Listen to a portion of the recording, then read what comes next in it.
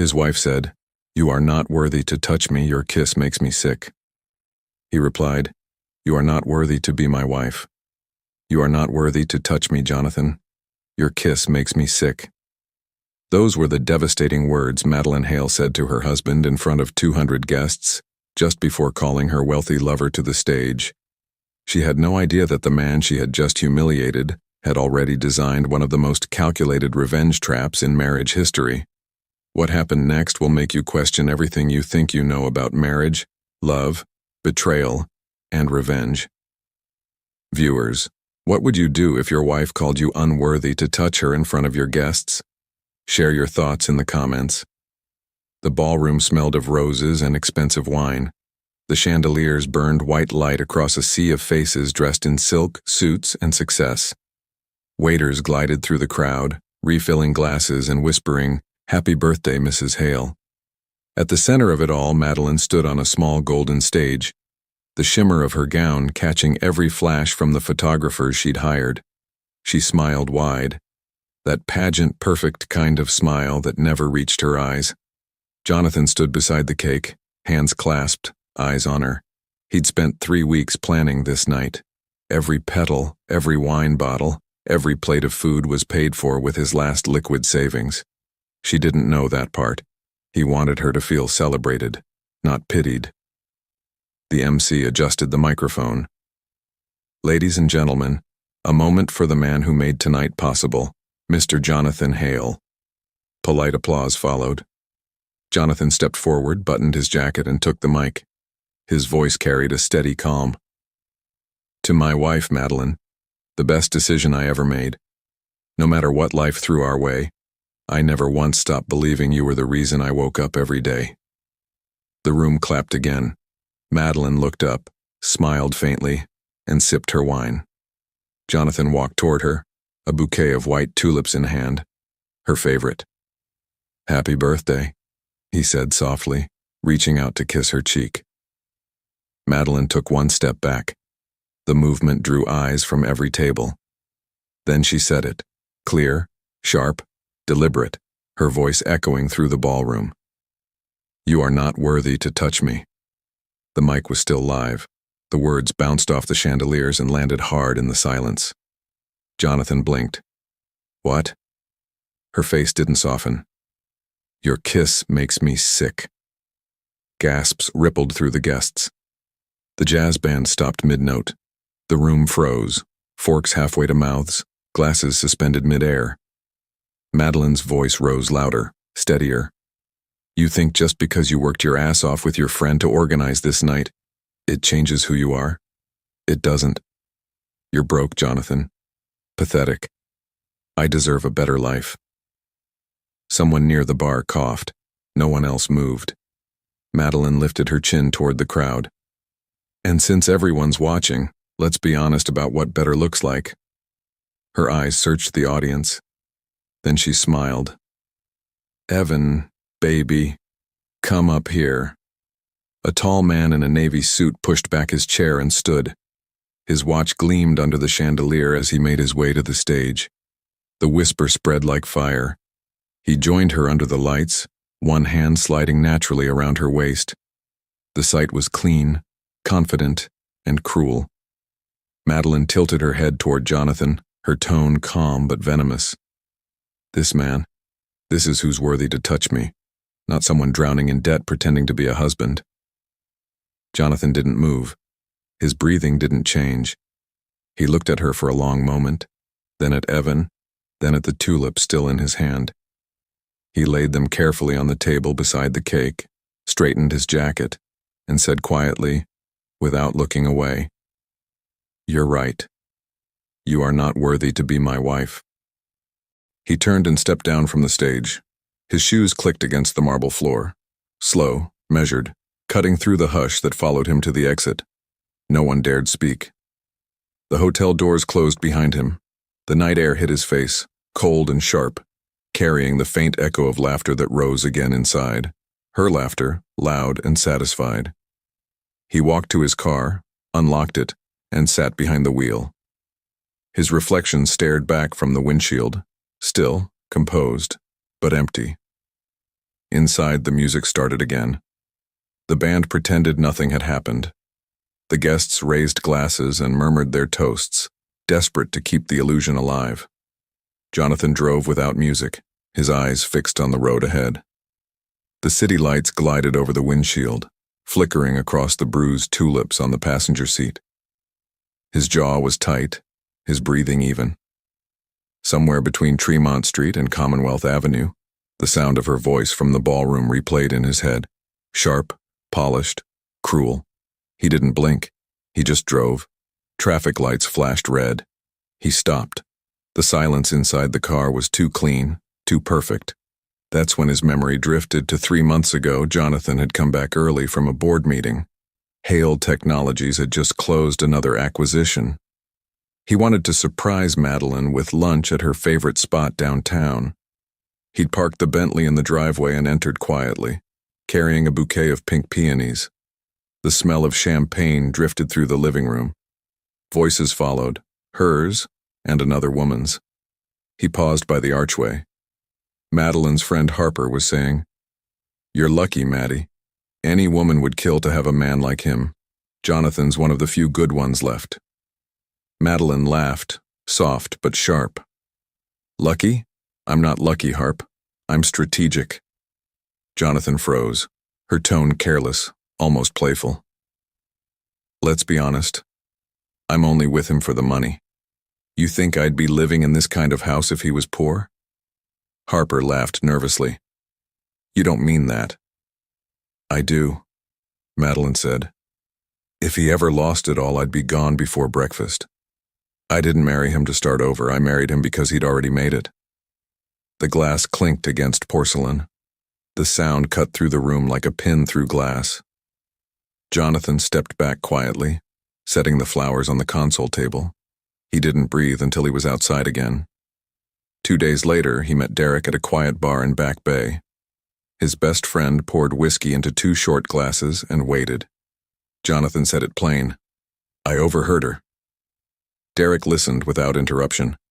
When Jonathan finished, he set his glass down and said, "Then you know what to do." Jonathan leaned back. "You're saying I test her?" Derek nodded. "Make it look real. Let her believe you've lost everything. I mean, you need to find out if she truly loves you or your balance sheets." Jonathan's tone stayed calm. "And if she fails?" Derek didn't look away. "Then she'll be free. And so will you."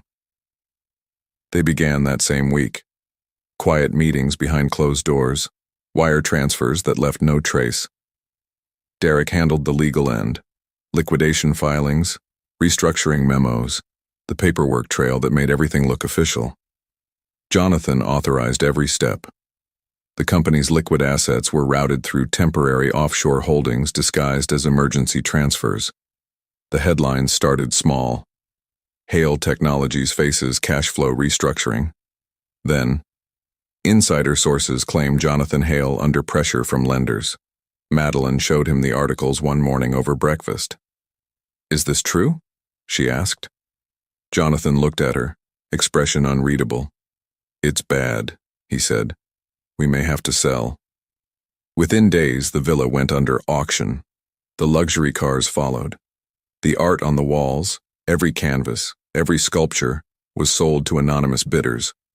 What Madeline didn't know was that every bidder was one of Jonathan's own shell firms, buying everything back in silence. The liquidation was flawless. Even his own board believed it. Every bank account she could see looked empty. When they finally moved to the Oak Ridge house, a smaller 2-bedroom with peeling paint, Jonathan told her the place belonged to Derek, a friend doing them a favor until he recovered. She nodded, kissed him softly, and said she didn't care about money. That night she made dinner and spoke about new beginnings, her voice sweet, her hands steady. For months, she played the part so perfectly that Jonathan almost believed it again. She woke up early, ironed his shirts, kissed him before he left for work at the construction site he'd chosen just to make the story believable. She smiled through it all, the picture of loyalty. Sometimes she'd sit beside him at night, scrolling through photos of their old life, whispering, "We'll get it back."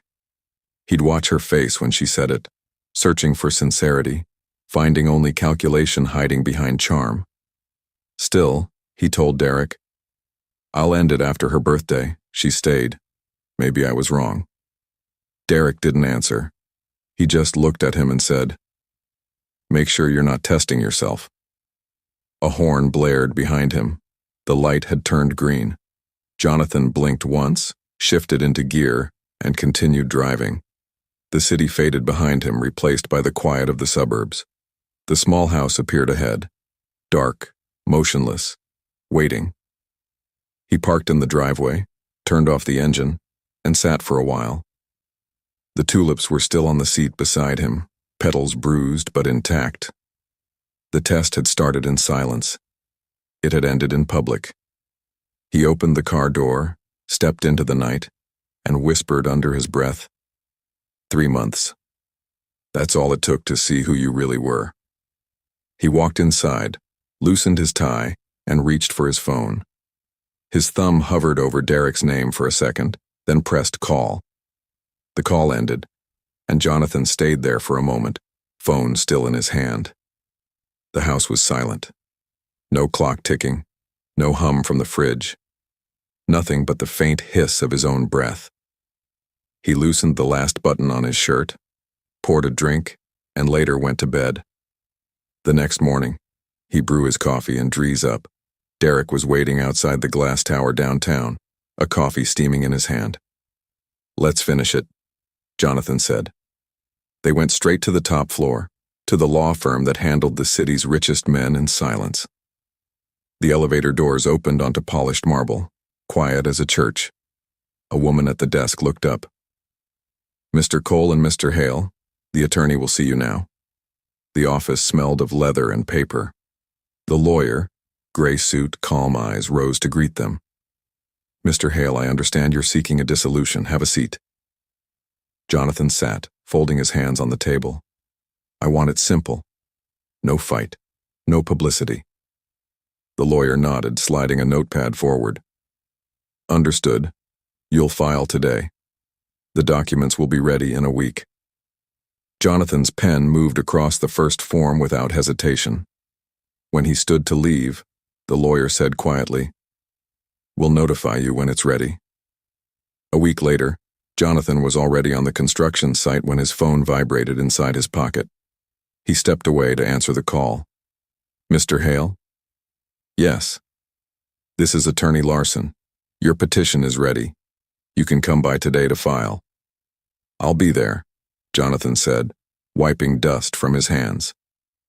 He hung up, dropped the wrench, and walked off the site. The elevator in Larson's building smelled faintly of polish and old paper. When the doors opened, the receptionist stood. "Good morning, Mr. Hale. Mr. Larson is expecting you." Inside, the lawyer gestured to the chair across the desk. "Everything's prepared. Once both signatures are in, the court will assign a date." Jonathan read the first page, then signed. His handwriting was firm, unshaken. Larson slipped the second copy into a folder and sealed it. "Give this to your wife. When she's signed, bring it back." Jonathan took the envelope. "She won't hesitate." That evening, the small house smelled of detergent and quiet. Madeline sat on the couch, legs crossed, scrolling through her phone. Jonathan set the envelope on the table. She glanced at it. "What's that?" "Divorce papers," he said. She tore the seal open, flipped through the papers, and laughed softly. "So this is it, huh?" "This is it." She found the final page, clicked the pen, and signed her name with a flourish. "Finally," she said, pushing it back toward him. "Freedom looks good on me." Jonathan folded the documents, slid them back into the envelope, and picked up his keys. She smiled faintly, eyes still on her phone. "I'm sure I will." He stepped outside. The door clicked shut behind him. A month later, the courtroom air was heavy with perfume and paper. Couples waited on benches.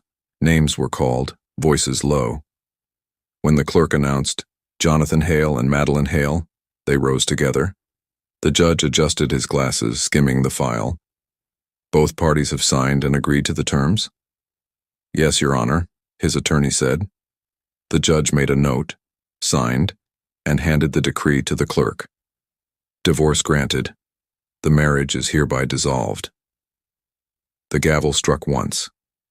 Madeline exhaled, smiling, the picture of satisfaction.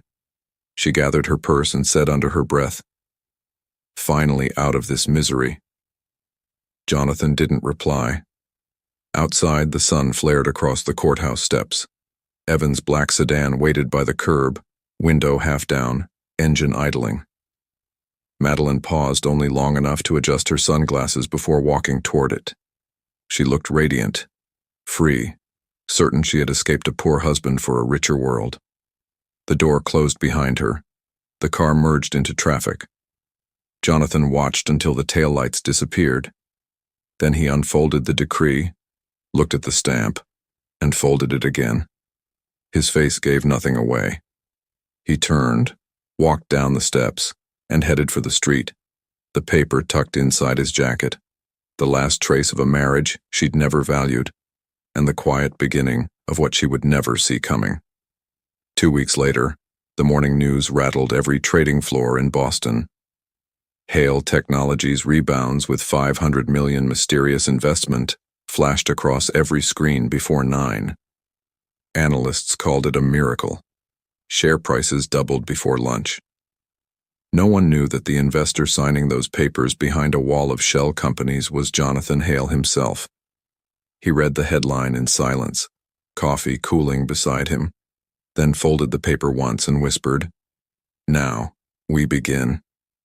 Across the city, Madeline adjusted a silk robe as Evan poured champagne into 2 glasses. They watched the same headline scroll across the bottom of the television. She frowned. Who in the world would throw that kind of money into a dead company? Evan chuckled, slipping an arm around her waist. Smart people betting on the right failures. She smiled at that and turned back toward him, her doubt dissolving under the taste of money and attention. Across the river, Madeline was laughing over brunch.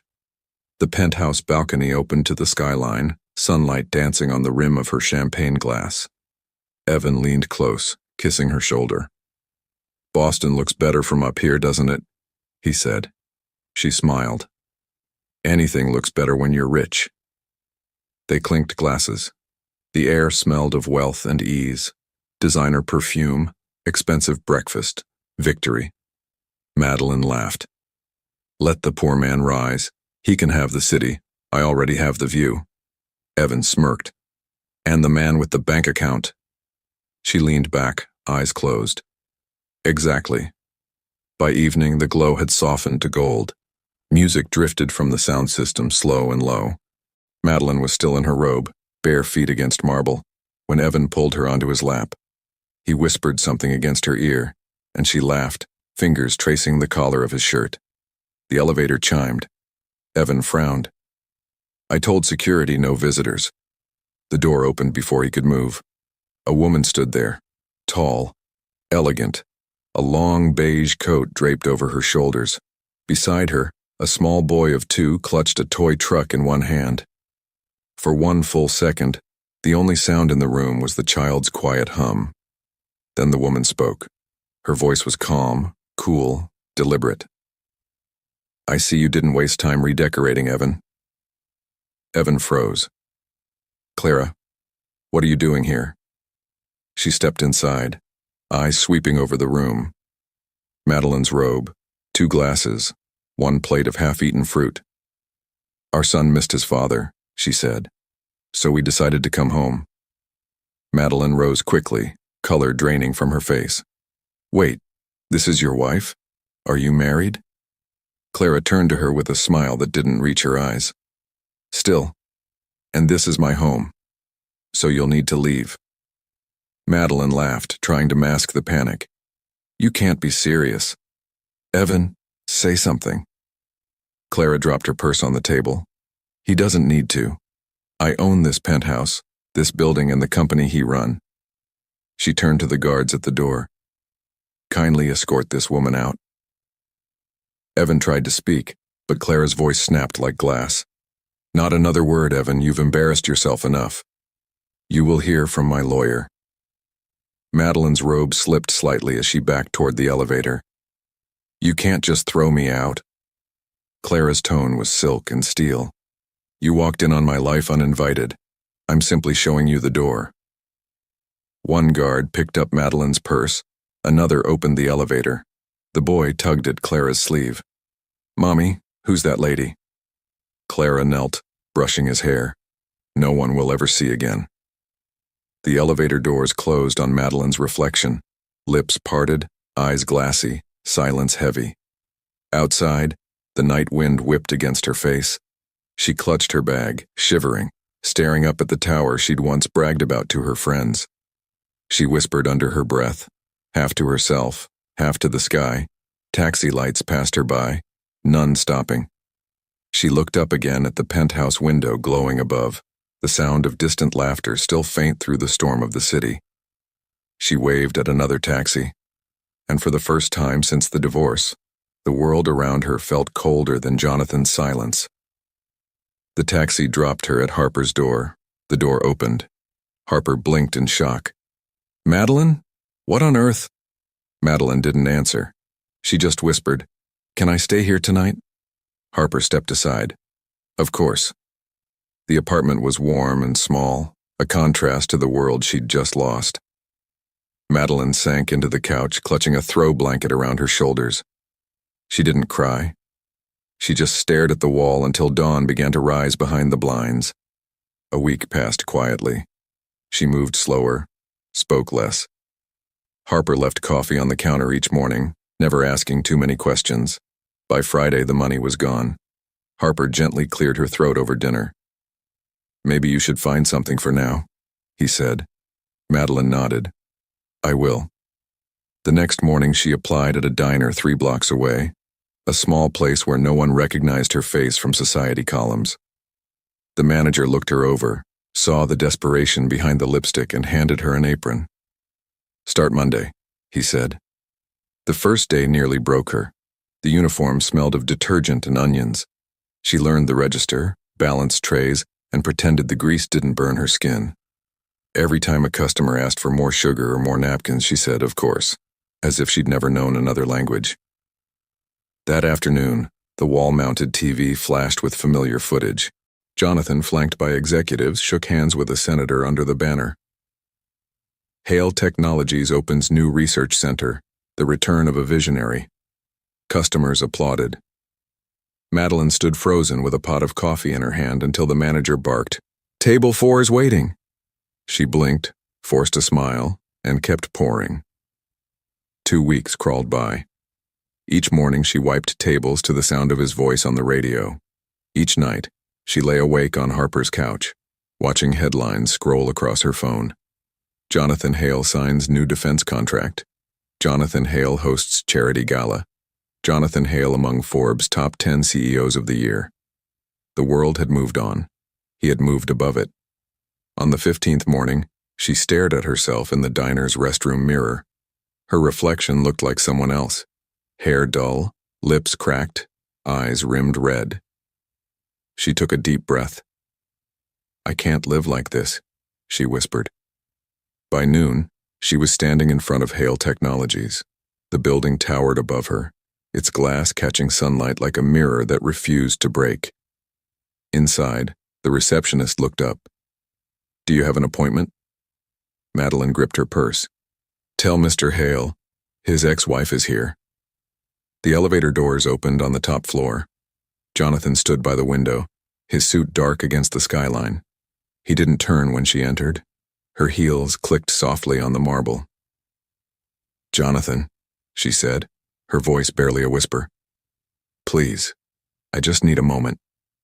He faced her then, calm, composed, eyes unreadable. You have one. I lost everything, she said, words tumbling out. Evan threw me out. His wife. She humiliated me. I'm living on a couch, please. I just want another chance. Her words tumbled. He leaned back, silent. I don't care about money anymore, she said quickly. I just want you. You're all I ever... He cut her off softly. Don't rewrite history, Madeline. You wanted a lifestyle. You have it, just not mine. Tears blurred her mascara. Please. I'll do anything. I can change. Jonathan rose, slow and deliberate, every movement precise. He came around the desk, stopped in front of her, close enough for her to smell the faint trace of cedar from his suit. You said my touch made you sick. His voice dropped lower. Let's keep you healthy. Her knees wobbled. Jonathan, please don't do this in front of them. He pressed the intercom. Security. 2 guards stepped in, waiting. Madeline's voice broke. I'm begging you. Jonathan's expression didn't flicker. Begging suits you. Keep practicing. The guards lifted her gently by the arms. Her sobs echoed down the hallway as the doors shut. Jonathan stood by the window again, the skyline glittering beneath him. Viewers, do you think Madeline deserves a second chance with Jonathan? Drop your thoughts in the comments and don't forget to like and subscribe for more interesting and true-to-life stories.